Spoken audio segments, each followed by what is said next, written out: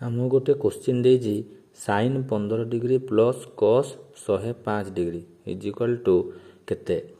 तो आमको option देजी √3/2 -1 0 1/2।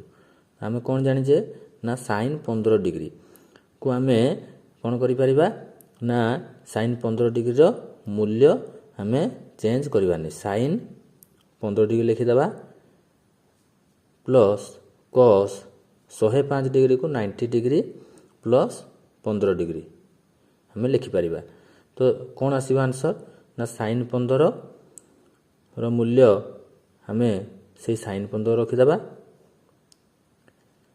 Plus cos 90 plus 15 जोटा कि आमर माइनस cos 90 प्लस थीटा केते ना माइनस sin थीटा ना minus sin 15 degree is equal to हमें केते पाइबा ना sin 15 degree minus sin 15 degree that equals to 0। तो आमर ऑप्शन कौन आसीबो सी हैला।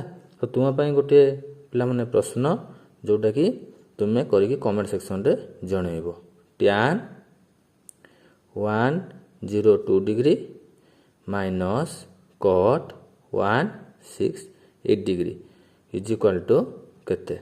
तो एटा को तुम्हें आंसर करी कमेंट सेक्शन रे जणैबो।